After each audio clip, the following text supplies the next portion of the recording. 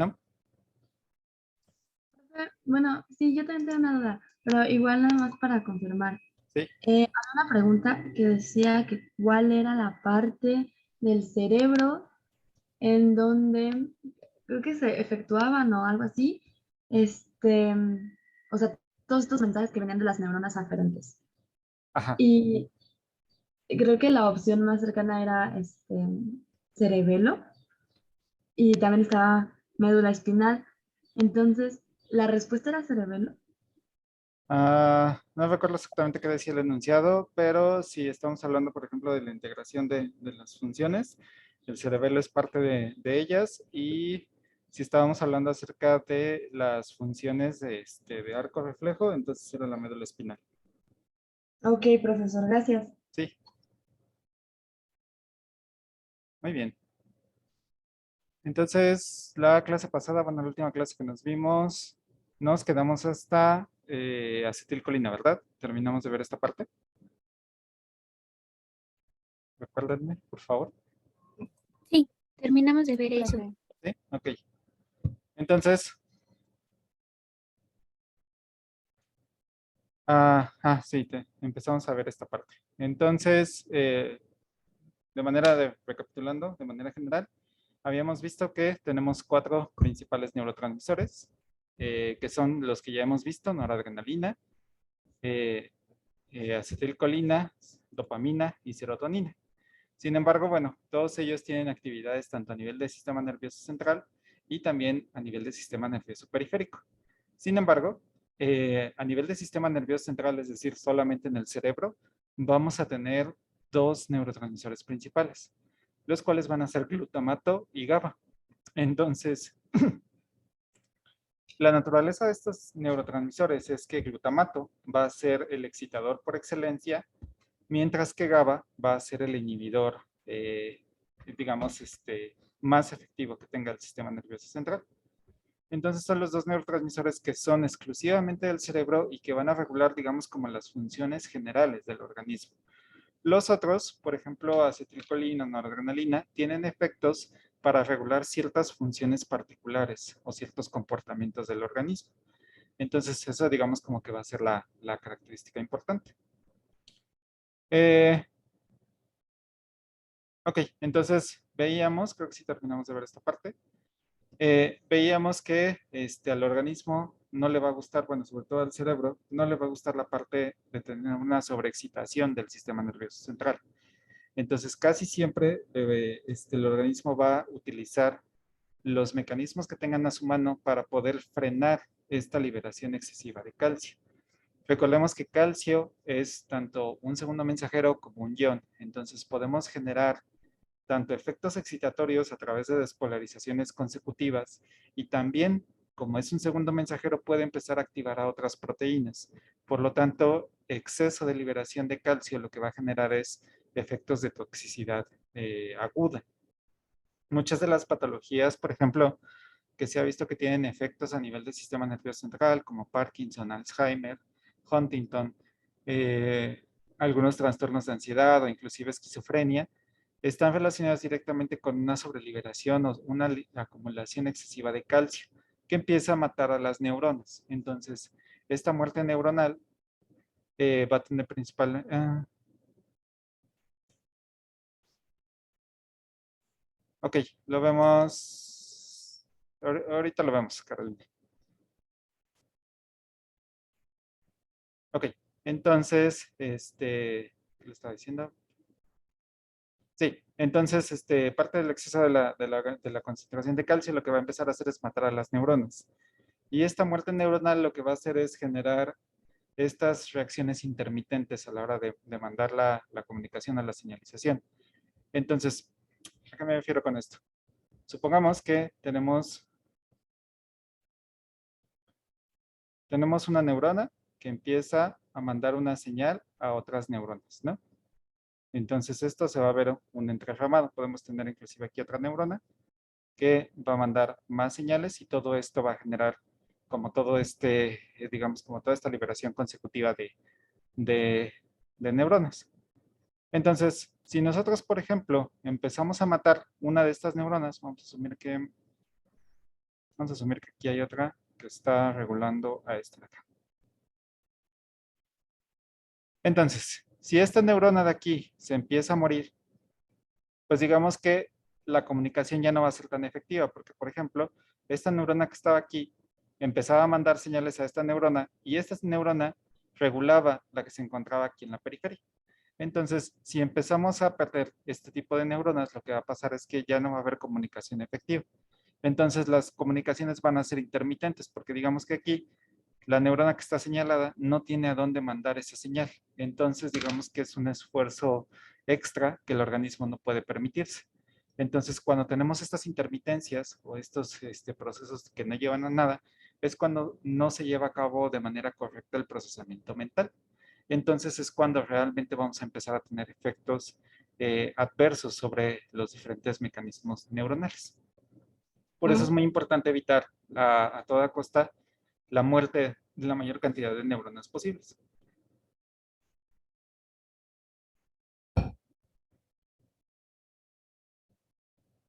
Ok, entonces, bien, entonces vamos a hablar un poco acerca de cómo se van sintetizando estos neurotransmisores, tanto GABA y glutamato, y vamos a empezar a ver cómo es su mecanismo de acción o cuál va a ser su proceso de regulación.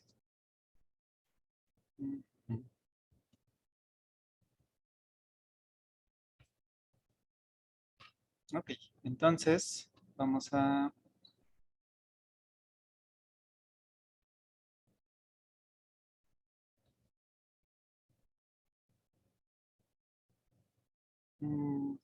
sí, creo que está funcionando.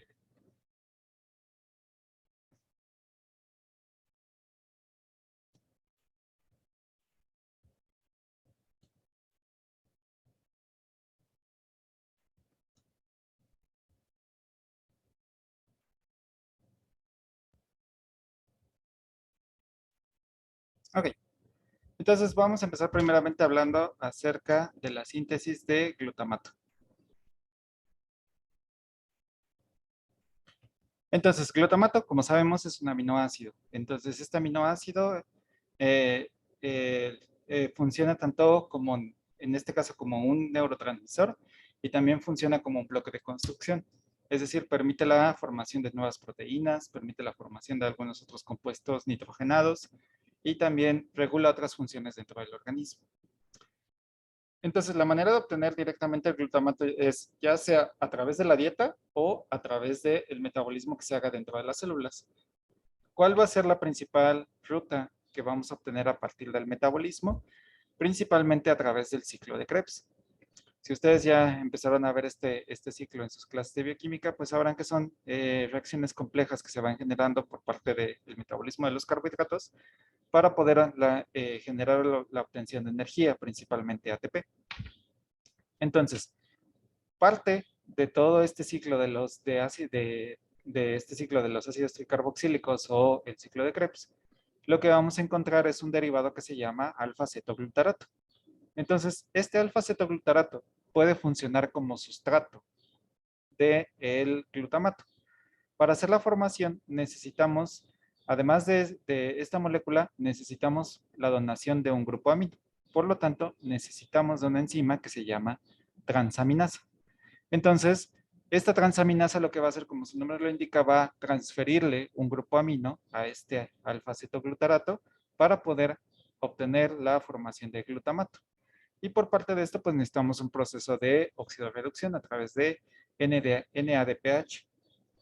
Recordamos que el NADPH se encarga sobre todo de procesos de anabolismo, es decir, de construcción de bloques, mientras que el NAD se encarga principalmente del catabolismo. Entonces, necesitamos esta molécula para hacer el proceso de oxidorreducción. Una vez que ya tenemos el glutamato, este puede derivarse para diferentes vías. Podemos generar la formación de mecanismos como agentes antioxidantes como glutatión. Podemos generar también otros compuestos poliaminados, que normalmente están derivados ya sea, por ejemplo, algunos péptidos, algunas proteínas o inclusive otros metabolitos que estén presentes sobre todo para la formación de nuevos ciclos de ADN. Puede funcionar para esa parte. También permite la degradación y se puede excretar vía urea, es decir, podemos ya tener un metabolismo directamente de estos componentes para la degradación final, que es la excreción a través de la orina.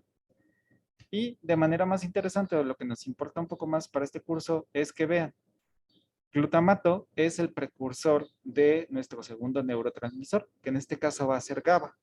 Entonces vean que la relación de una y otra de estas moléculas está íntimamente relacionada, es decir, dependen mutuamente de la presencia de uno de otro. Entonces ahorita vamos a ver exactamente cómo llegamos a este proceso. ¿Qué más podemos obtener? Además de este glutamato, podemos convertirlo a otro aminoácido que es la glutamina.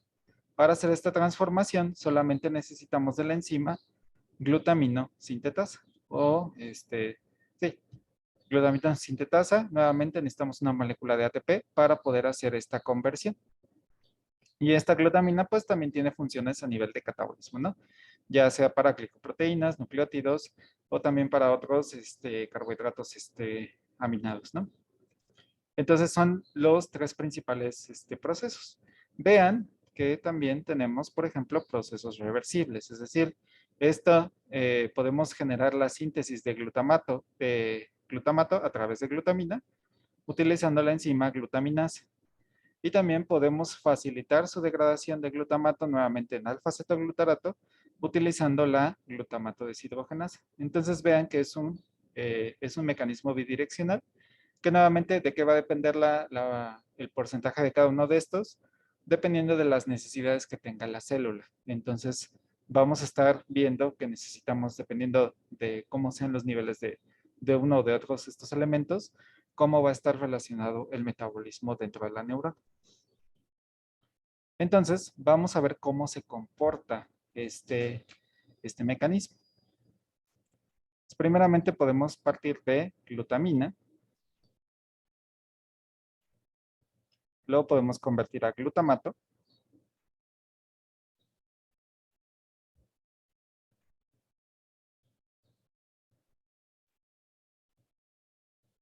Ah, sí. Ah, ok. Ok, entonces nos quedamos.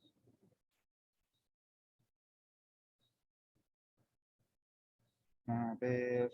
Entonces este ya lo vimos, ¿verdad? ¿Por qué no me habían dicho? Ah, sí, cierto.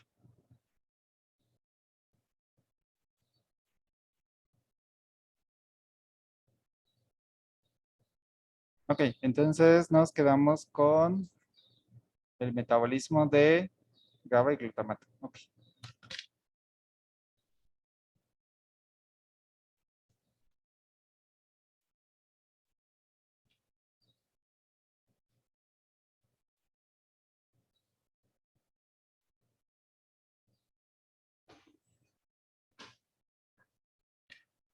Ok, entonces vamos a hablar entonces acerca de la señalización que tienen estos neurotransmisores. Perdón, yo creo que todavía no la habíamos visto esta parte. Entonces, para la parte de glutamato tenemos dos vías importantes de señalización. Tenemos los receptores de tipo ionotrópicos y los tipos metabotrópicos. En el caso de los receptores de tipo ionotrópicos, tenemos los canales de AMPA, NMDA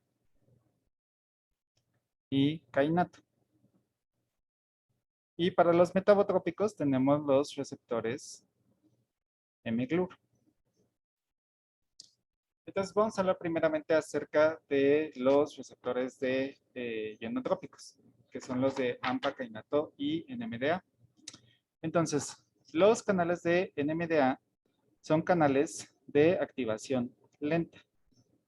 Estos principalmente van a tener la permeabilidad de calcio. Los canales de AMPA van a ser canales de activación por sodio, activación por calcio y también pueden permear un poco por potasio. Mientras que los de kainato también son permeables tanto a sodio y a potasio.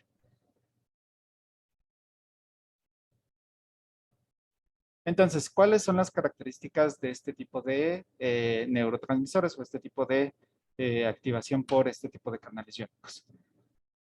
Normalmente, si necesitamos, por ejemplo, una excitación rápida, es decir, necesitamos evaluar o estimular el mecanismo de manera rápida, de manera optimizada, lo que vamos a hacer es actuar directamente sobre los canales de tipo AMPA. Entonces, esto lo que van a hacer es generar una despolarización rápida porque tienen permeabilidad por sodio. Obviamente tienen también permeabilidad por otros iones, pero quien principalmente va a empezar a actuar va a ser el ion sodio.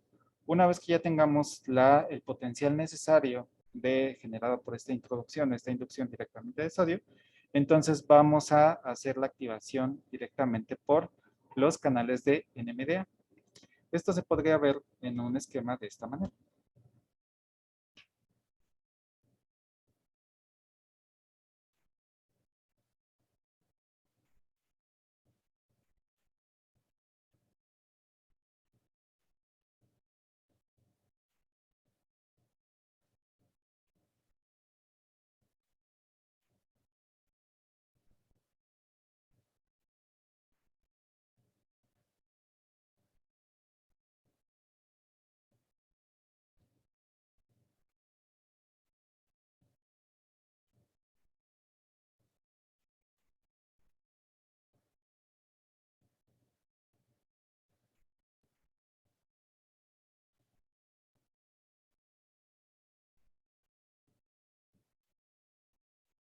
Ok, si ven, por ejemplo, este esquema, podemos ver que los canales de AMPA tienen una mayor despolarización, es decir, el potencial de membrana se va a volver cada vez más positivo.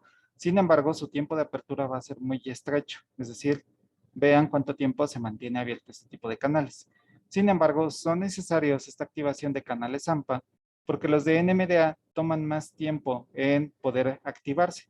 No van a llegar a los valores tan elevados de los canales de AMPA, van a llegar prácticamente casi siempre a más 30 milivolts, es decir, sí van a generar una despolarización, pero no va a ser tan intensa, pero vean su característica. Este tipo de canales lo que van a hacer es, van a mantener el potencial activado por más cantidad de tiempo.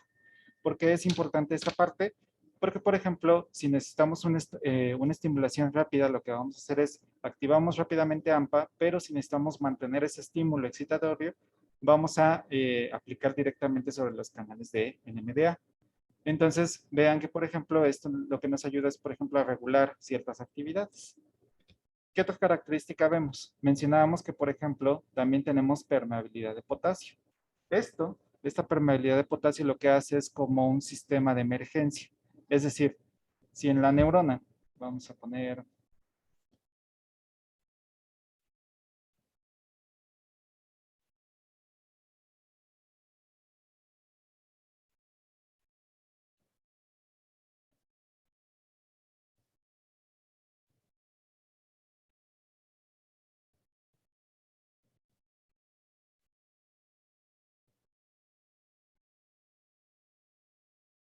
entonces, supongamos que nuestro potencial de reposo oscila más o menos entre menos 40 milivolts, ¿no? Supongamos, este potencial de reposo oscila en este punto.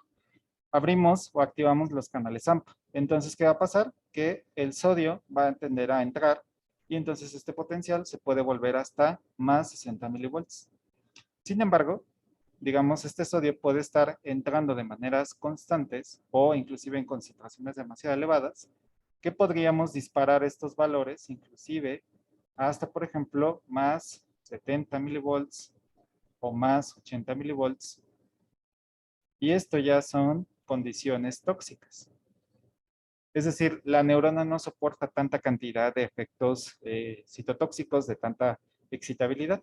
Entonces, ¿qué es lo que hace? Que el hecho de que estos canales AMPA también permeen canales de potasio, lo que van a hacer es poder contrarrestar estos elementos en el mismo canal. Es decir, este potasio puede salir para evitar que exista este despliegue de potencial demasiado positivo. Es decir, podemos regresarlo a los valores donde normalmente se acostumbra bastante bien la neurona a estar trabajando, que es un potencial de más 60 milivolts, utilizando el mismo canal, es decir, sin necesidad de recurrir a otros elementos externos. Entonces, digamos que ese es un primer mecanismo de regulación que pueden tener este tipo de canales. También quien se encarga, por ejemplo, de hacer la regulación de este tipo de actividades, ya sea, por ejemplo, para dar un poco más de estimulación o para prevenir que esta estimulación se genere a niveles más elevados, se encuentran los canales de Kainato. Casi siempre los canales de Kainato nunca se van a abrir por su propia cuenta. Siempre van a estar o asociados a la liberación de AMPA o principalmente a la presencia de otro tipo de neurotransmisores, como es el caso de glicina. Es decir, que en este canal de Kainato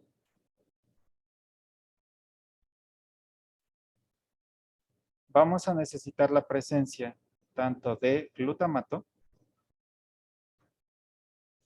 como de otra molécula que es la glicina. Entonces, la glicina también necesita unirse a este tipo de canales para poder generar su apertura. Entonces, digamos que es también nuevamente como un mecanismo extra para la regulación o para la determinación de en qué momento se van a estar abriendo este tipo de canales. Entonces vean que pues el mismo sistema tiene mecanismos para propiamente autorregularse y no depender específicamente de neurotransmisores inhibitorios, como es el caso de GABA, para poder evitar estos efectos citotóxicos. Entonces, básicamente son como los elementos que están funcionando. ¿Cuáles son las funciones que se le han descrito a los canales de glutamato? Principalmente van a mantener la excitabilidad general.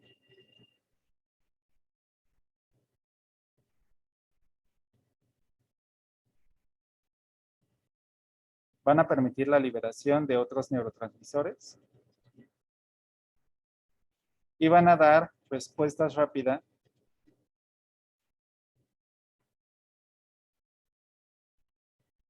frente a estímulos. Es decir, ellos se van a encargar de mantener la corriente positiva en todo el cerebro sin llegar a este proceso de sobreexcitabilidad. Van a permitir la regulación o controlar otro tipo de neurotransmisores y van a ser las primeras fuentes de estímulo frente a un agente externo, ya sea, por ejemplo, la inducción de procesos de memoria, la inducción de procesos de estimulación de sentimientos, la inducción principalmente de funciones que tengan que ver con la interpretación de ideas, la parte del aprendizaje. Digamos que el glutamato es el primero que se va a encargar de hacer la excitabilidad de estas neuronas. Y ya después los procesos un poco más finos dependerán específicamente de los neurotransmisores que estén asociados, como puede ser dopamina, noradrenalina o acetilcolina. Entonces, digamos que ellos son como los que van a dar la carga general para después hacer los procesamientos fisiológicos. ¿Hasta aquí alguna duda? ¿Pregunta? Profe, yo tengo una duda. Entonces, ¿el kainato necesita al glutamato o es de que viene del AMPA o de dónde salió el glutamato ahí? Necesita directamente, recordemos que para que estos canales se abran, tanto AMPA, NMDA y kainato, necesitamos que el glutamato se una a este tipo de receptores para poder hacer su apertura. Lo que tiene extra los receptores de kainato es que además de glutamato, necesitamos de la glicina para poder hacer la activación de este tipo de canales. Gracias, profe. Profe, ¿le puede regresar al dibujito, porfa? Sí. No, al otro, donde dibujó los receptores. Es que, bueno, ahí ya no me quedó claro. Siempre que activa AMPA, se activa NMDA. Ok.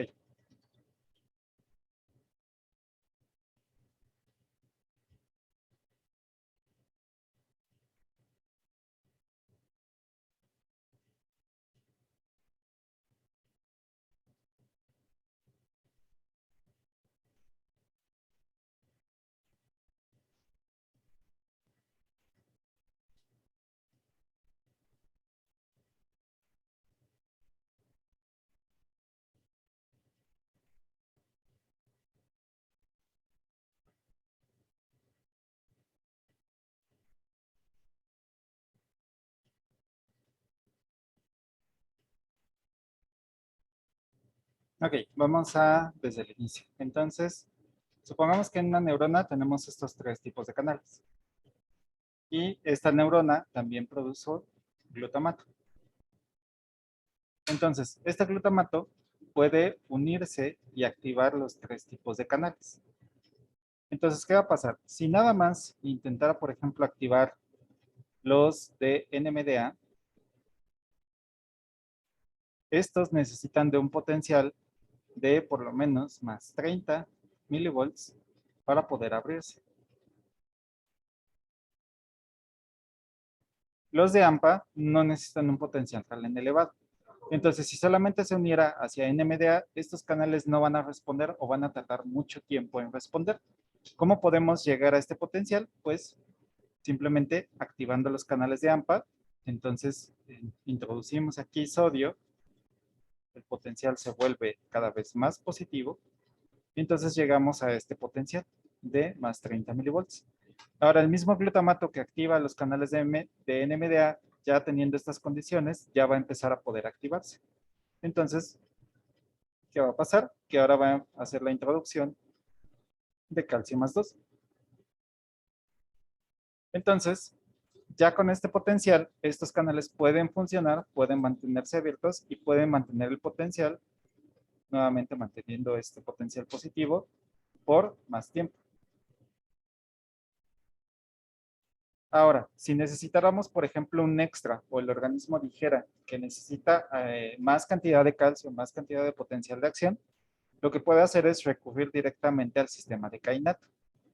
¿Cuál es la condición para poder activar este tipo de canales? Que además de glutamato, necesita de una molécula extra, que es en este caso otro aminoácido que es la glicina.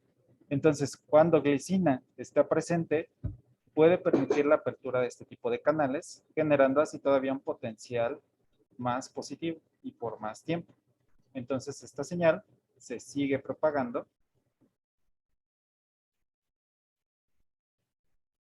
por aún más tiempo.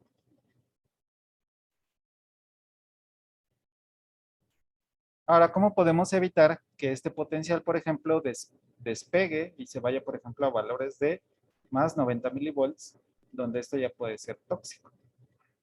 Entonces, tiene un pequeño mecanismo de seguridad este tipo de canales, lo cual le permite la permeabilidad del otro ion, que en este caso es potasio. Entonces, ¿qué va a pasar? Recordemos que el potasio se va a encortar casi siempre en el interior de la célula. Entonces, cuando llega a cierto umbral, lo que va a pasar es que este potasio empieza a salir. Entonces, al salir este potasio, lo que va a pasar es que este umbral nunca lo vamos a alcanzar. Por más que intentemos, por más que estemos introduciendo sodio, el potasio va a empezar a salir. Entonces, digamos como que el equilibrio se va a empezar a restablecer y vamos a tener más o menos casi siempre garantía de mantener un potencial que se encuentre entre los más 60 milivolts, más o menos. ¿Queda un poco más claro? Sí, profe, gracias.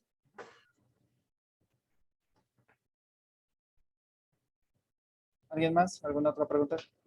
Sí, yo tengo una. El único que destaca potasio es el de Kainato. También AMPA. También AMPA AMPA. permite la salida de potasio. Profe, ¿y ¿Sí? más o menos alrededor de qué potencial es cuando empieza a salir el potasio de AMPA? Normalmente, originalmente lo que hace es sacarlo al mismo tiempo, digamos que, o sea, de manera real, se abre y es por probabilidad. Quien está en mayor concentración va a empezar a migrar. Es como si tenemos una puerta abierta y hay dos personas en ambos lados de la habitación. Entonces, si uno puede salir, lo va a hacer. Pero normalmente se acelera la salida del potasio cuando los potenciales son muy elevados, ya por encima de los 60 milivolts. Ah, ok, entonces, o sea, independientemente de que el receptor kainato, ¿sí? Ujú.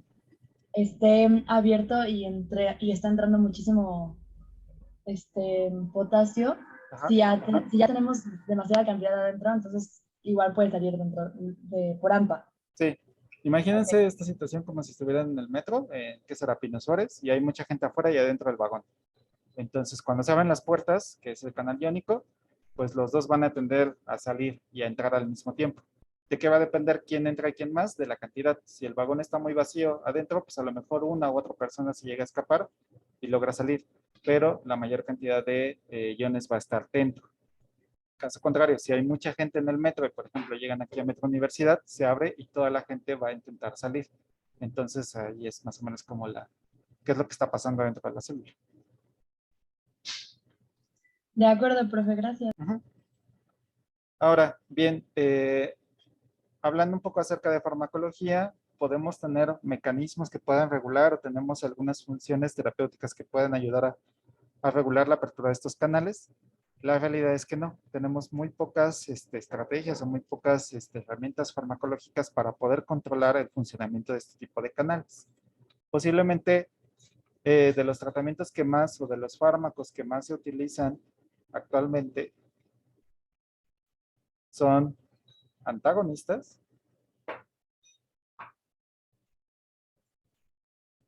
y los más utilizados son la ketamina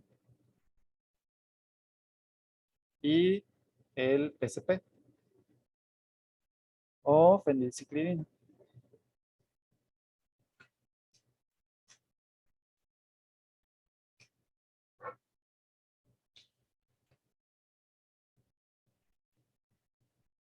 Ok, a ver, tenemos una pregunta que dice, ¿siempre se tiene que aperturar en conjunto? ¿Puede bloquearse alguno? Sí, normalmente digamos, la cadenita va a ser AMPA, activa NMDA y después Kainato entra al final, pero sin embargo hay lugares donde puede estar activado solamente AMPA y Kainato y pueden estar dando principalmente los efectos, o puede estar directamente Kainato y NMDA, o inclusive Kainato solito. NMDA difícilmente se va a activar porque nuevamente necesitamos de potenciales elevados. Entonces, sí puede llegar a activarse, se ha visto donde sí se puede abrir solito el NMDA, sin embargo, toma mucho más tiempo porque necesita como este potencial para poder facilitar su apertura. Entonces, casi siempre se están trabajando en conjunto.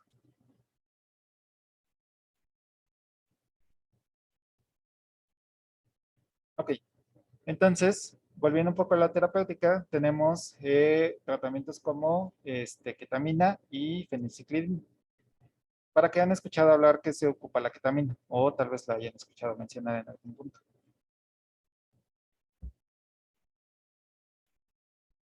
Pues yo llegué a escuchar, bueno, que es como tal una droga, pero no sé cómo específicamente que sea o para qué se use fuera de que se usa como sustancia de abuso.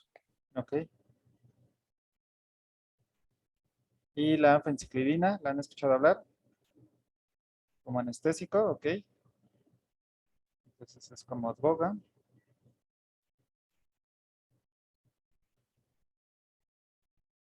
Anestésico. El PSP, creo que lo conocen, no estoy muy seguro, creo que sí lo conocen como polvo de ángel, creo que lo conocen como anestésico, ok.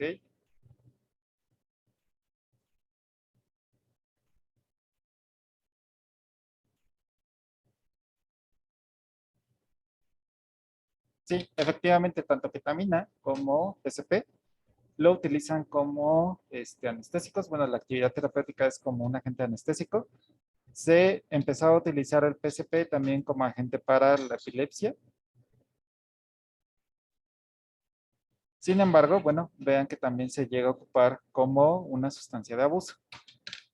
¿Cuál es la relación, por ejemplo, de estas sustancias de abuso? Estos, tanto ketamina como PSP, son inhibidores de los canales AMPA. Entonces, directamente van a bloquear este tipo de canales. ¿Cuáles van a ser los efectos que vamos a observar en la presencia de estos dos fármacos? Pues nuevamente, una disminución de la activación o de la sobreexcitabilidad del sistema nervioso central. Sobre todo ketamina genera un poco más esta depresión. Tenemos este aletargamiento, un poco más como sedación. Se llega a observar en las personas que consumen ketamina. Actualmente se utiliza mucho como anestésico, pero sobre todo a nivel veterinario, ya que, por ejemplo, no es tan peligroso como, por ejemplo, los barbitúricos, que sí pueden llegar a generar la muerte o inclusive dejar en coma a las personas o inclusive en este caso los animales. Entonces se llega a utilizar ketamina porque es un anestésico que tiene una transición relativamente rápida, es decir, dura en el organismo aproximadamente unos 20-30 minutos, que normalmente si la cirugía no es tan agresiva, puede terminar el procedimiento y podemos facilitar la reposición de este proceso anestésico. De igual manera, el PCP también era un inhibidor de AMPA. Se utilizaba mucho para tratamiento de la epilepsia, para evitar estos disparos. Vamos a hablar un poco más, yo creo que más adelante. Y también se llega a utilizar como anestésico. Sin embargo, también se llega a utilizar como sustancia recreativa. Son estos agentes que se le denominan agentes disociativos. El proceso de disociación es este elemento que llega a pasar, por ejemplo, a ustedes en sueños, que se llegan a ver a ustedes mismos. Es decir, como que empiezan a percibirse como si estuvieran siendo un espectador de su propia vida. Es como, por ejemplo, cuando ustedes, por ejemplo, están haciendo una acción y ustedes se ven por fuera. Ese es un agente, ese es un efecto de disociación. Entonces, estos fármacos, sobre todo PCP, son agentes disociativos. Yo no le veo la relación a por qué el interés de las personas de drogarse con este tipo de componentes, ya que, por ejemplo, de los efectos que más se llegan a ver son los síndromes esquizoides, es decir, llegan a tener alucinaciones muy fuertes, llegan a sentir, por ejemplo, que todas las paredes se les cierran o que están cayendo en un agujero sin fondo o que inclusive empiezan a ver percepciones dentro de su piel, como si tuvieran insectos dentro de su propio organismo. Entonces, llega a ser una alucinación un poco caótica, no es tan agradable, por ejemplo, como con otras sustancias de abuso que no son tan agresivas en cuestión de la percepción que se observa. Sin embargo, pues sí, se siguen utilizando constantemente como estos agentes, como drogas, sobre todo como drogas depresoras. No van a ser tan excitatorias como, por ejemplo, cocaína, que ya habíamos visto que sí estimula mucho el sistema nervioso central, sino estas van a ser dentro del enfoque de agentes periféricos. Entonces, de los que más se utilizan, pues actualmente sigue siendo la ketamina. Obviamente es una sustancia controlada, no se tiene venta libre, sobre todo se necesita una receta para poder hacer la comercialización. ¿Ok?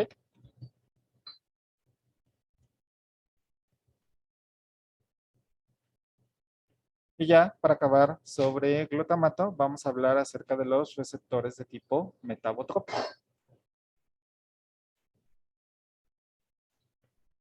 En el caso de los receptores metabotrópicos, los vamos a llamar de esta manera. Que es la R es de receptor, la GLU es de glutamato y la M es de agente metabotrópico. Entonces aquí tenemos una gran familia de receptores. Tenemos desde la familia 1 hasta la familia 8. Y estas se han catalogado en tres diferentes grupos. El grupo 1 va a ser de la familia 1 y 5 y están acoplados a proteínas GQ, es decir, van a ser estimulantes como tal. Después tenemos el grupo 2, que son las familias 2 y 3 y están acoplados a proteínas GI. Y tenemos el grupo 3, que son la familia 4, 5, 6, 7 y 8. Entonces, estos también están acoplados a proteínas GI, G0. Entonces, la diferencia, por ejemplo, entre el grupo 2 y el grupo 3 ha sido principalmente por los agonistas. Se ha visto que esta molécula DSG, que es un fármaco experimental, EGC4, ha sido un agonista de estos canales. Sin embargo, es específicamente solamente para las unidades 2 y 3, mientras que el LAP4 también es un agonista, pero específicamente de los receptores que pertenecen al grupo 3, que es 4, 5, 6, 7 y 8. No, aquí el 5 no va. Entonces es receptor 4, 6, 7 y 8. Okay.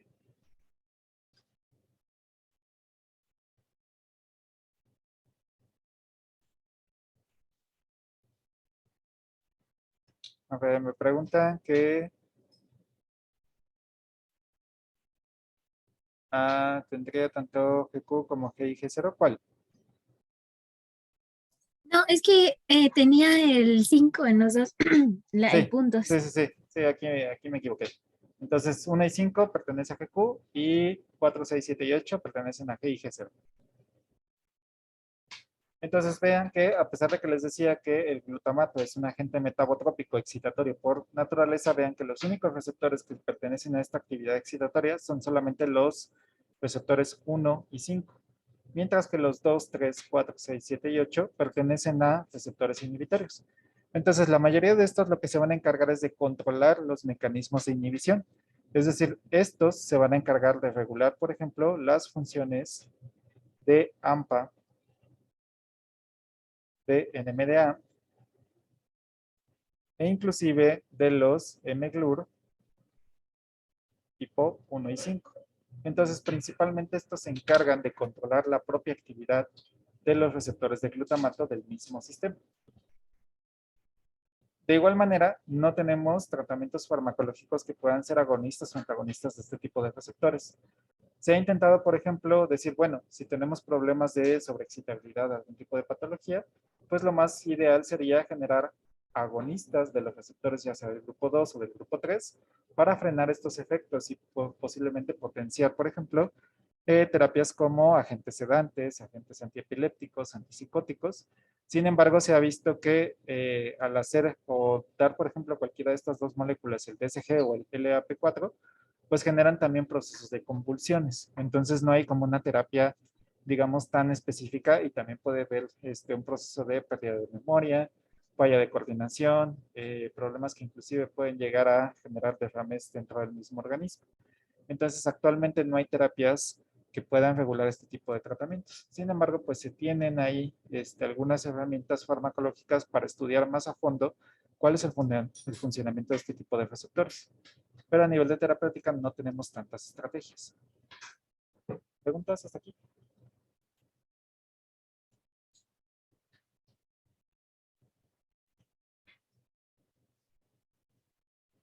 No, profe, todo bien. ¿Todo bien? Ok. Entonces vamos a pasar ahora sí al otro neurotransmisor donde sí tenemos un poco mayor de concentración, el cual es GABA. Entonces GABA, que a partir de ahora le voy a llamar como GABA neurotransmisor, refiriéndome a la sustancia, al mismo neurotransmisor. GABA neurotransmisor tiene tres tipos de receptores, el cual va a ser GABA A, GABA B y GABA C. Entonces, estos receptores van a tener características importantes cada uno de ellos. GABA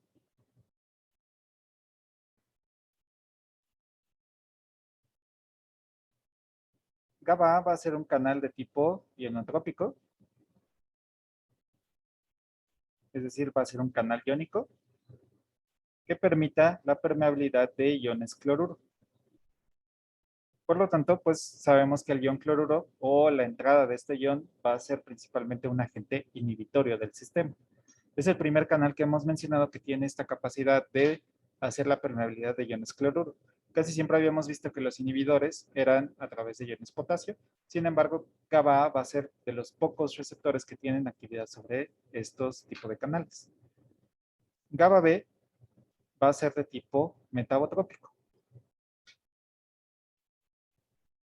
y va a estar acoplado a proteínas GI. Entonces ya sabemos que este es un agente inhibitorio que principalmente hace la disminución de la concentración de calcio. ¿No? Y GABA C es un receptor de reciente descubrimiento, también es de tipo ionotrópico y también va a permear hacia iones cloruro. Entonces vean que aquí la activación de GABA pues siempre va a generar un proceso inhibitorio. Los que más se han estudiado son GABA A y GABA B. Se cree que, por ejemplo, GABA A permite la inhibición rápida de cualquier tipo de mecanismo excitatorio y GABA B se encarga de la manutención de estos efectos inhibitorios. Es decir, si necesitamos que un estímulo perdure por más tiempo, pues entonces nos vamos a enfocar en la activación de GABA B. Si necesitamos una eliminación rápida, pues va a ser principalmente a través de los canales GABA A. Entonces, Pues nuevamente, este tipo de canales casi siempre están presentes al lado de una neurona excitatoria, sobre todo para prevenir esta sobreexcitación o esta sobreactivación de canales de calcio. Entonces vamos a hablar un poquito más acerca de cómo está constituido estos canales GABA.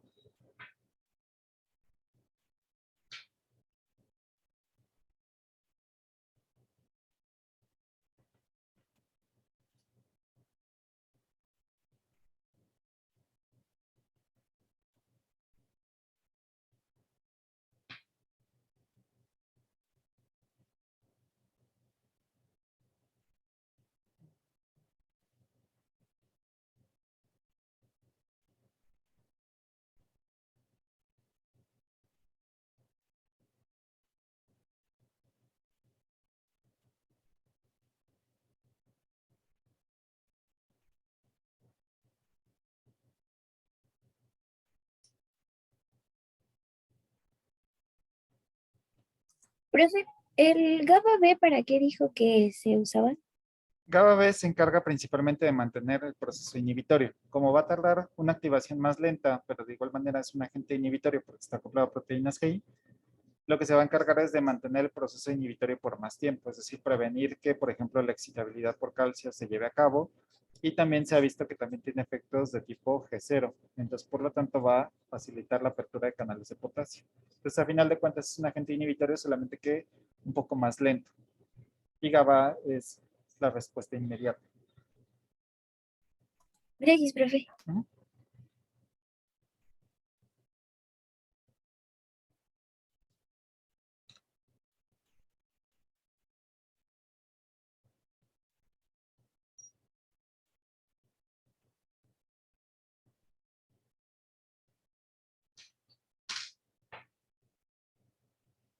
Ok, entonces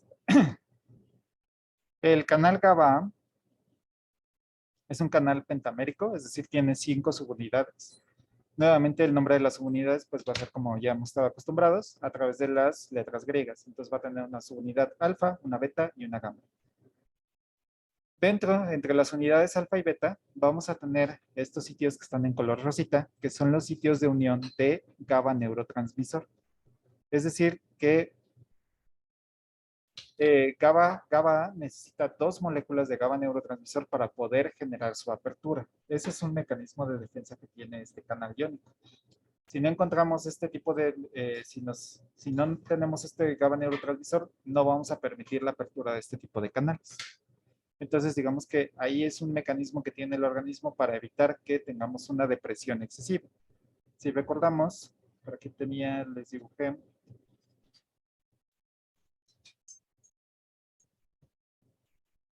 Si recuerdan, habíamos mencionado que si nos cargamos hacia el lado negativo o hacia el lado deprimido, vamos a empezar a observar ciertos efectos que tienen que ver con la disminución de la actividad fisiológica. Entonces, ¿qué pasa? Por ejemplo, cuando estamos en un proceso, por ejemplo, de meditación o de tristeza, casi siempre lo que está pasando dentro del organismo es que tenemos mayor actividad de los canales de GABA. Entonces, eso hace que nuestro organismo, o por lo menos nuestro cerebro, se mantenga en frecuencias un poco más tranquilas. Si nosotros continuamos estimulando GABA, pues vamos a poder generar un proceso de hipnosis, de analgesia y finalmente de anestesia. Sin embargo, por ejemplo, no han visto que nosotros podamos controlar o generar una depresión letal o inclusive llegar a una, bueno, depresión clínica tal vez sí, pero, por ejemplo, nunca han visto que nuestro organismo diga, ¿saben qué? Estoy muy triste, no me está yendo bien en forma, está bien aburrido, entonces voy a empezar a deprimir más mi organismo para inducir un coma e eventualmente generar la muerte. ¿Por qué nosotros no podemos controlar este proceso de depresión? O sea, generar, por ejemplo, suficiente cantidad de GABA para poder generar un proceso de depresión. Porque nuevamente, si recuerdan, habíamos visto, creo que por aquí lo había puesto, la liberación de glutamato, la liberación de GABA está dependiente de glutamato. Entonces, si el organismo detecta que ya estamos en concentraciones de depresión muy elevadas, lo que va a hacer es suspender la formación de GABA neurotransmisor a través de esta enzima.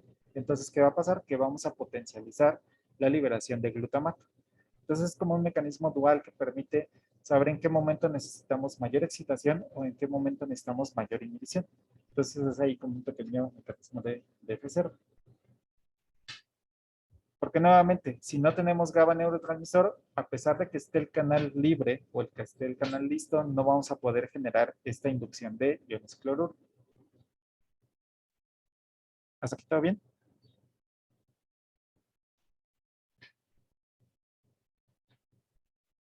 Sí, Sí, profe. Ok. Ahora vamos a hablar un poco acerca de las moléculas que pueden funcionar como agonistas para GABA. Dentro de ellas tenemos a las benzodiazepinas, los barbitúricos y también tenemos al etanol.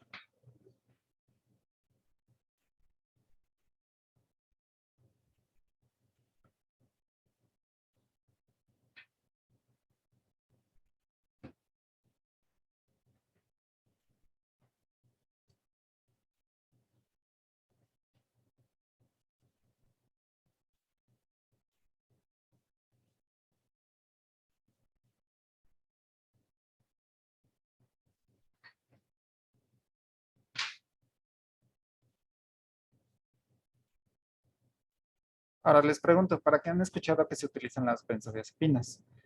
La benzodiazepina más famosa que todo el mundo ha escuchado es el diazepam. ¿Para qué lo utilizan? ¿Para qué han escuchado que se utiliza? Puede ser Para como convulsionante. Otra vez, por favor. Como anticonvulsionante. Anticonvulsionante, ok.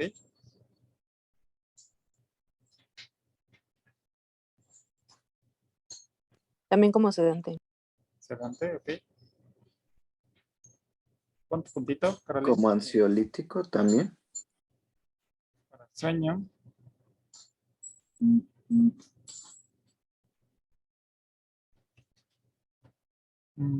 Para ansiedad, ok.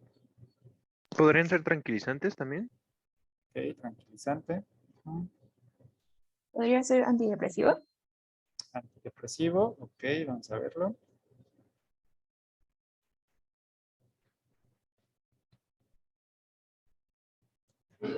Ok, todos los que participen recuerden poner su puntito en el chat para tener ahí, tomarlos en cuenta. Ok, entonces tenemos varias estrategias. Tenemos como agente tranquilizante, como agente ansiolítico, es decir, para tratamiento de la ansiedad, como agente anticonvulsivante, agente sedante y tranquilizante podríamos manejarlo como igual, y para la inducción de sueño, es decir, para como agente hipnótico. Ahora, si regresamos a esta tablita, veíamos que, por ejemplo,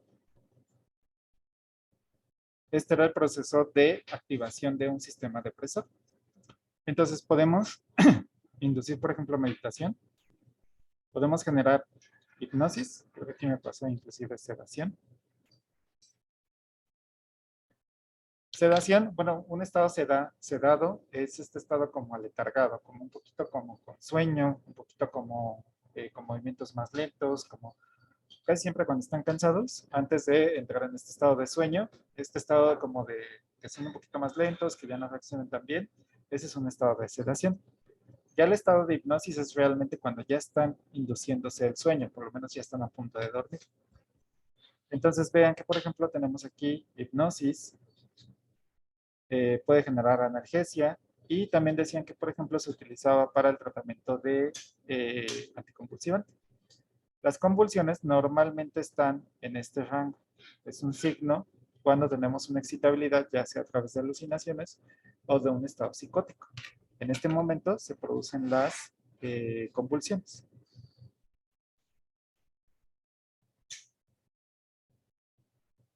Entonces vean que si nosotros damos un agonista, pues obviamente prevenimos o esperamos evitar que estos elementos ocurran de un estado excitado.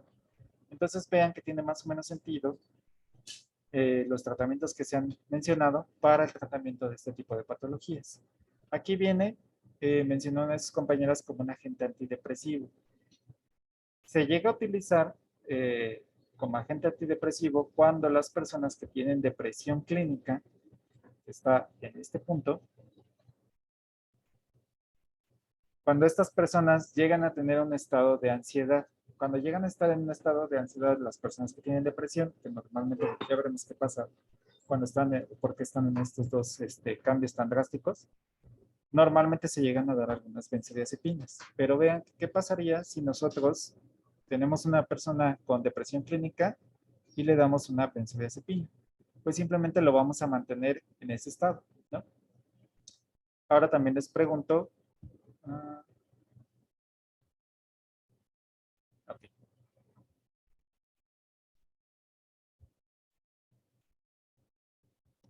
Ahora les pregunto, ¿para qué se utilizan los barbitúricos? Aquí el barbitúrico más famoso es el pentobarbital. Sí, adelante. Como Olga. efecto hipnótico, ¿no? También Hipnótico. como anticonvulsivo.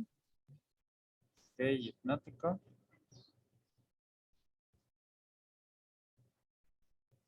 Sedante hipnótico. Ok. Bien para producir eutanasia, ¿no? Sí, sí, sí. ¿Quieres Como preguntar algo, Adrián? ansiolítico. Bueno, según yo, o sea, entre el clonazepam y el diazepam, creo que es más usado las clonazepam, ¿no? Ah, ok. Ahorita vamos a... Sepam.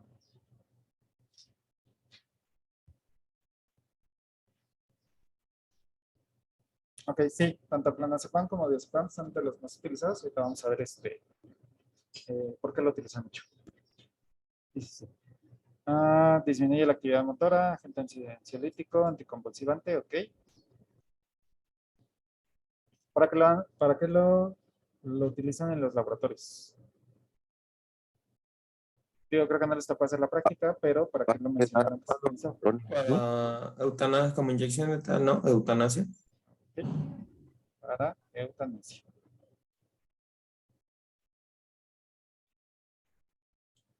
Ok. Entonces vean que los efectos que tienen tanto los barbitúricos como las benzodiazepinas son prácticamente similares, salvo este efecto que está aquí, que es para generar eutanasia. La eutanasia es simplemente la estimulación de esta depresión letal del organismo para facilitar la muerte del individuo. Entonces, si regresamos nuevamente a esta tablita, vemos que los últimos pasos, por así decirlo, de la depresión que tiene el organismo es entrar en coma y eventualmente llegar a la muerte del mismo individuo. Entonces, ¿por qué nunca han escuchado que las benzodiazepinas se utilicen como agentes para la eutanasia? Y mientras que los barbitúricos sí generan esta muerte dentro del organismo. ¿Cuál es la diferencia entre estas dos moléculas que tienen el mismo mecanismo de acción? Sin embargo, tienen mecanismos distintos. ¿Por qué sí se presenta y por qué en unos casos sí se presenta y en otros casos no? Porque uno depende de GABA y el otro no. Exactamente. Vamos a mencionar esa parte.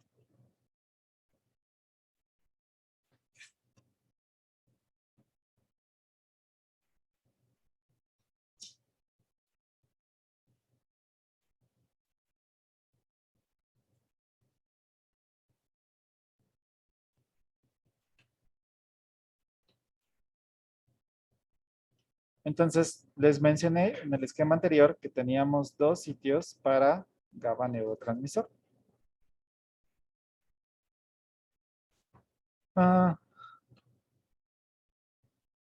Y aquí les puse que teníamos un sitio para los barbitúricos. Y aquí encimita tenemos el sitio de las benzodiazepinas.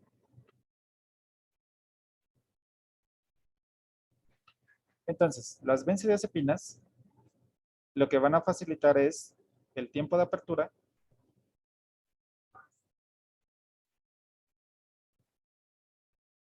y la frecuencia del canal GABA Pero las benzodiazepinas, como su sitio de acción está en la parte de arriba y está cerca del sitio de acción, las benzodiazepinas dependen de la concentración de GABA neurotransmisor. Entonces, esto es muy importante, porque ¿qué quiere decir? Si nosotros, por ejemplo, tenemos una sobredosis de benzodiazepinas, que muchas personas lo llegan a utilizar como para hacer un intento de suicidio, la mayoría de las personas lo que hace es que se toma un frasco completo de diazepam o de clonazepam esperando generar una muerte dentro del organismo. Es uno de los errores más comunes porque pues, lo que va a pasar simplemente es que se va a quedar dormido, se va a quedar inconsciente, va a llegar la ambulancia, lo va a rescatar y le va a hacer un lavado estomacal y simplemente después de un par de horas ya se va a encontrar de manera normal. O inclusive le pueden hacer un lavado estomacal para recuperarse, pero va a estar letargado como 1 o 2 días más, pero después de eso no le va a pasar absolutamente nada. ¿Por qué? Porque simplemente mantuvo mucho tiempo abierto este canal, pero su organismo dictaminó que cuando esto se acabó, pues simplemente el efecto se iba a pasar. Entonces ya no iba a haber esta depresión o no iba a avanzar más allá de un estado de inconsciencia. Sin embargo, la diferencia con los barbitúricos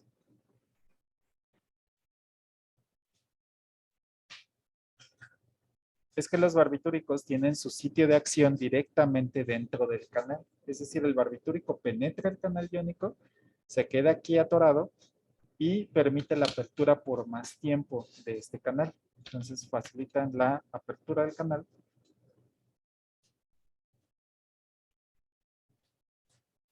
Pero no depende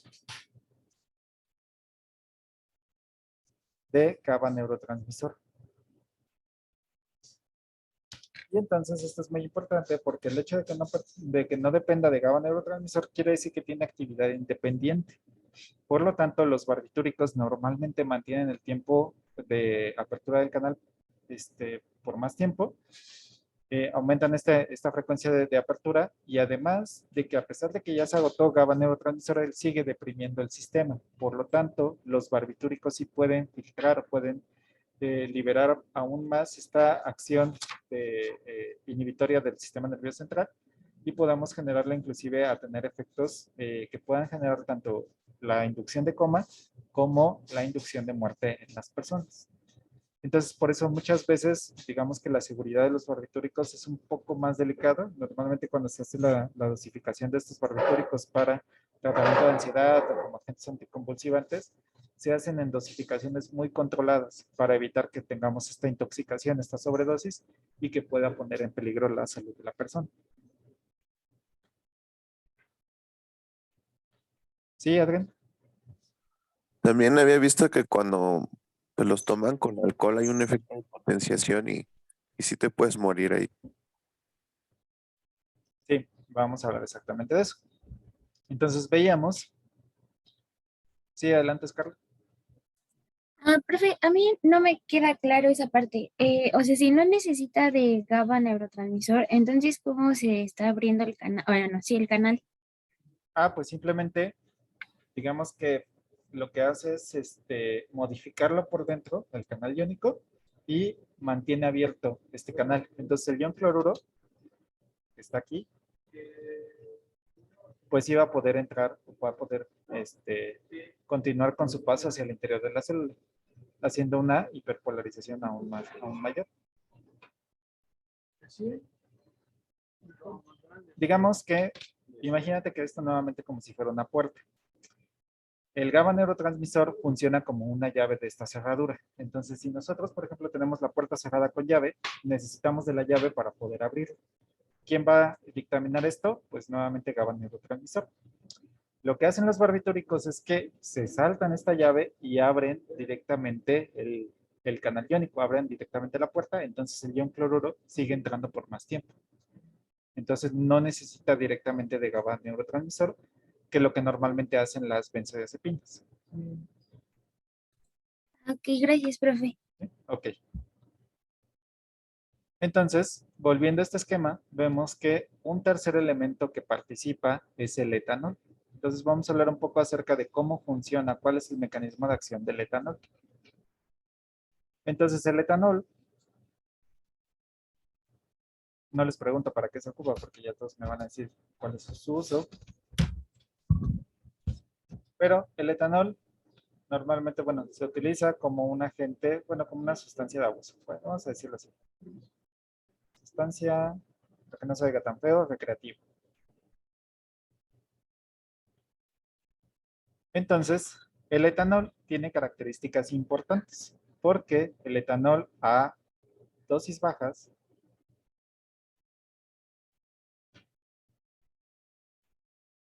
es un agente excitatorio.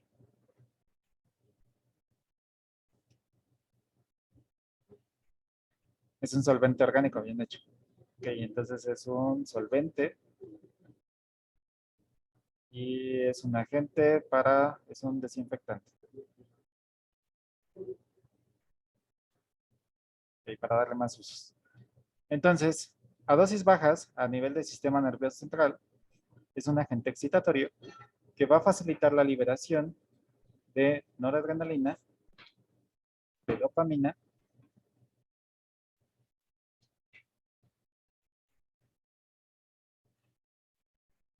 y de serotonina. Entonces, digamos que lo que hace es estimular la liberación de este tipo de neurotransmisores.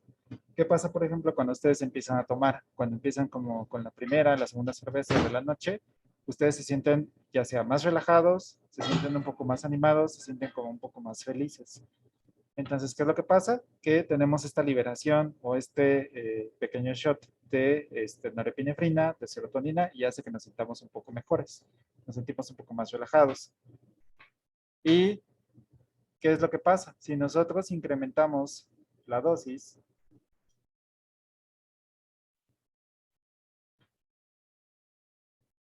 lo que va a pasar es que va a empezar a activar GABA. Entonces, ¿qué es lo que pasa? Cuando tenemos esta liberación, bueno, esta activación de GABA, lo que vamos a empezar a observar son los efectos depresores. ¿Cuáles son los primeros indicios, por ejemplo, de una sobredosis o de una intoxicación de alcohol? Empezamos a ver, por ejemplo, un estado de sedación. Nos volvemos un poco más lentos, tenemos movimientos un poco más aletargados, se nos empieza a nublar la visión, nuestra habla también se empieza a ver un poco más lenta, ya no somos tan ágiles. Y después de esto podemos generar un estado de hipnosis. ¿Cuántos de ustedes después de 2, 3 cervezas ya se empiezan a quedar dormidos y ya les empieza a dar sueño? Entonces, el efecto directamente a concentraciones altas va a ser directamente la activación de GABA y vamos a empezar a observar los efectos depresores. Entonces, esa es una de las principales características que tiene el etanol. Sí, exactamente. Entonces, primeramente se ponen eufóricos y ya después a 2, 3 de la mañana ya empiezan a tener este efecto de sedación y también de hipnosis. También otra de las características que hace el etanol es que empieza a inhibir sistemas de conducta.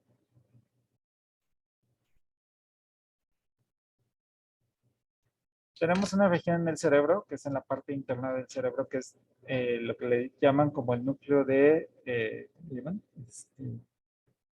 núcleo de comportamiento social o núcleo de normas sociales. Esta región que tenemos en el cerebro lo que hace es controlar exactamente las acciones que normalmente no diríamos cuando estamos dentro de una sociedad. Por ejemplo, se han establecido ciertos criterios como para decir, no tengo que ofender al profesor a pesar de que su clase está bien aburrida, no tengo que decirlo, debo de resistirme a hacer este tipo de comentario en el chat o abrir mi micrófono y decir eso. Entonces tenemos ese constructo social directamente que dice, no es muy bueno o no me conviene hacerlo. Si nosotros empezamos a consumir etanol, lo que va pasando es que esas señales que llegan a esos núcleos se empiezan a perder. Entonces, estas filtraciones se van volviendo cada vez más inexistentes. Entonces, lo que vamos haciendo conforme vamos incrementando la concentración de alcohol es ser un poco más desinhibidos. Es decir, evitamos estos sistemas de conducta y entonces ya con 2, 3 cervezas ya me aviento a decirle al profesor, sabe que su clase está bien aburrida, debería de cambiar el estilo. Entonces, ya ahí es lo que estamos viendo directamente con este tipo de mecanismos. Sí, exactamente. Estos agentes que son mala copa principalmente se ven afectados a este tipo de mecanismos. Ah, sí, Carlos. Yo el otro estaba leyendo un estudio sobre que las personas en realidad, o sea, no es que cambien, no, simplemente son así, pero justamente con el alcohol se desinhiben y dicen las cosas, pero en realidad siempre son así, porque hay muchas personas que se excusan con eso, diciendo que porque estaban alcoholizados, hicieron tal o cual, pero en realidad solamente sacaron su verdadero yo. Sí, sí, normalmente, por ejemplo, este núcleo lo que hace es empezar a poner límites dentro de nuestra personalidad para no ser, digamos, como tan agresivos o tan extrovertidos. Hay personas que, por ejemplo, como que tienen estos filtros un poquito más tenues. Se observa más, por ejemplo, en personas que son un poco más extrovertidas o personas que son más, vamos a llamarlo así, directas. Normalmente esta región del cerebro la tienen un poquito como con menos filtraciones. Y sí, efectivamente, las personas que consumen alcohol lo que hacen es que, como empieza a haber este bloqueo de estos filtros, digamos, empiezan a sacar su verdadera personalidad, o su personalidad que ya tienen ahí concebida. No es que sea su verdadera personalidad, sino lo que ya hace su interpretación directamente del cerebro. Entonces, volviendo a lo que comentaba también Argen, vemos que si también tenemos una activación por GABA, entonces una mala combinación es hacer el consumo de benzodiazepinas con etanol. Normalmente la mayoría de los fármacos que tienen efectos sobre el sistema nervioso central casi siempre viene ahí la norma de no consumirlos con alcohol. Entonces realmente el alcohol lo que va a afectar principalmente la mayoría de los fármacos son aquellos que actúan sobre el cerebro, porque ya sea que van a disminuir su efectividad sobre la que están marcadas o van a potencializar el efecto que estamos observando.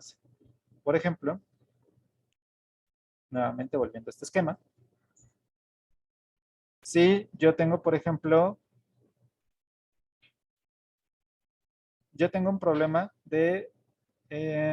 vamos a decirlo,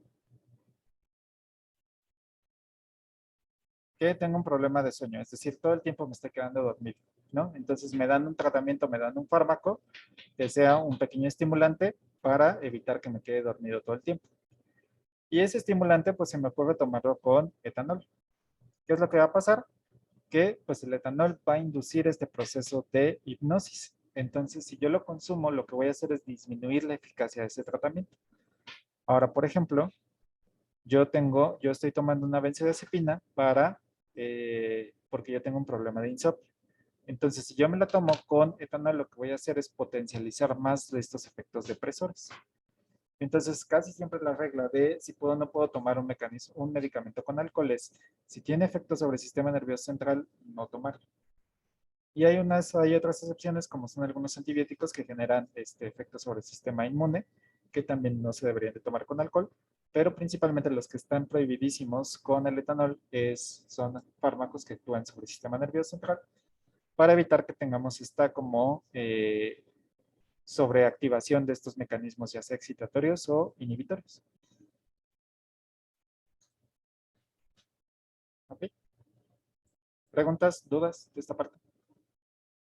Y sí, profe, por ejemplo, si el alcohol ya vimos su mecanismo de acción por GABA, Ajá. entonces, ¿cómo es que se da la adicción al alcohol? No sé si tenga que ver con la liberación de dopamina, Sí, que se ve exactamente. ahí ese efecto de recompensa y Sí, haya esta adicción de tanto a benzodiazepinas como al alcoholismo. Bueno, da lugar a eso.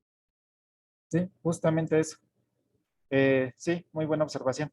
De hecho, como el etanol a dosis bajas libera la dopamina, recordemos que la dopamina está directamente relacionada con estos síndromes de adicción o estos síndromes de comportamientos compulsivos. Entonces, mientras más consumamos alcohol y mientras más sistemas de recompensa estemos observando, más fácil va a ser generar esta adicción.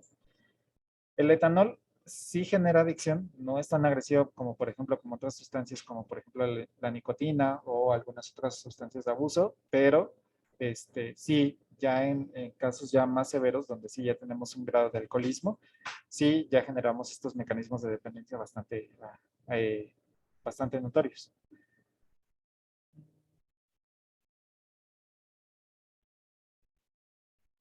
Ok, gracias, profe.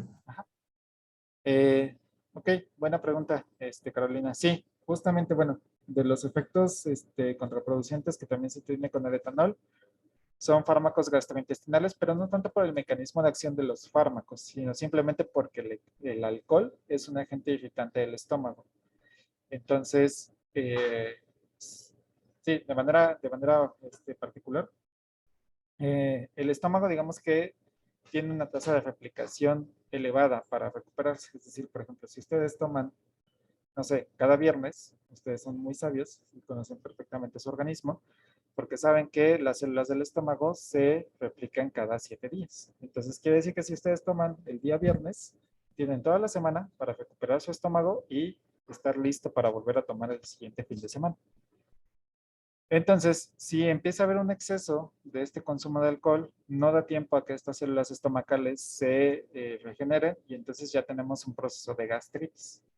Entonces, casi siempre, por ejemplo, el alcohol incrementa estos estados de irritación estomacal y no tiene tanto efecto adverso directamente, no tiene interacciones con los medicamentos. Simplemente solo es un agente irritante que va a dañar más el estómago y si lo que estamos buscando con estos fármacos contra gastritis o contra úlcera gástrica es remediar este efecto, pues obviamente vamos a hacer que el efecto se vea más lento.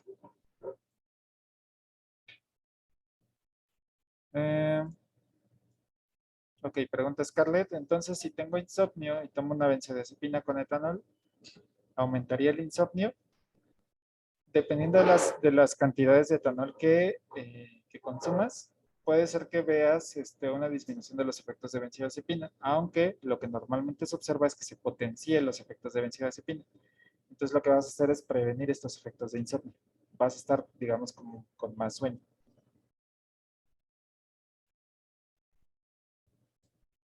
Vamos a ponerlo.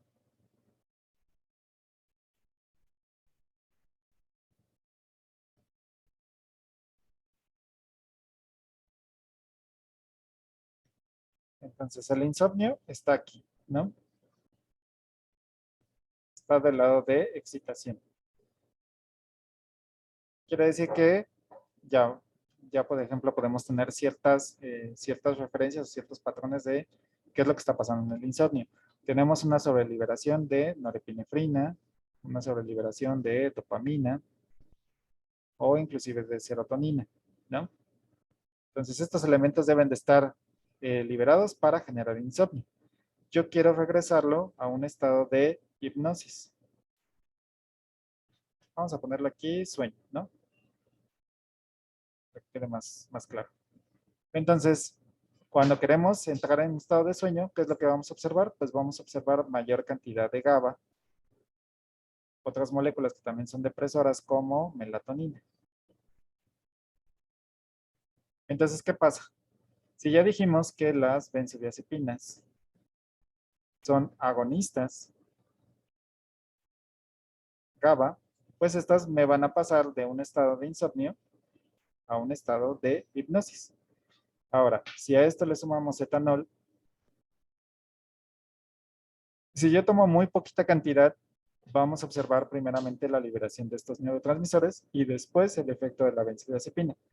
Sin embargo, casi siempre, salvo que la tomes directamente con alcohol, o sea, digamos que un trago con alcohol y una benzodiazepina, pues vas a ver disminuido los efectos de estas benzodiazepinas. Pero supongamos que estás en una fiesta y te tomas, vamos a decirlo así, 500 mililitros de etanol.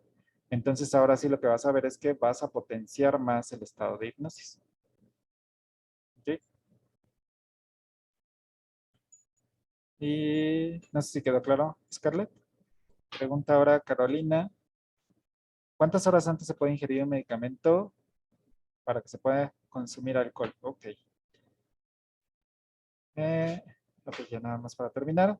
Si quieren esto lo vemos la siguiente semana, un poco acerca del metabolismo del alcohol.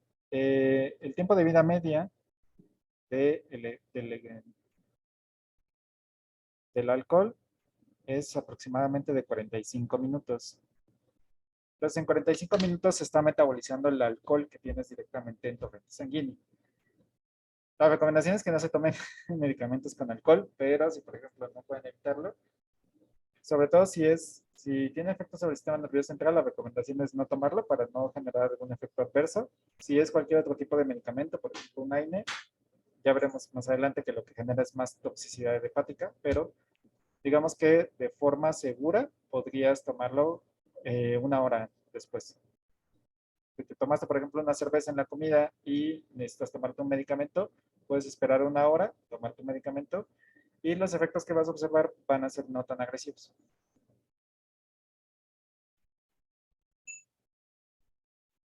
¿Ok?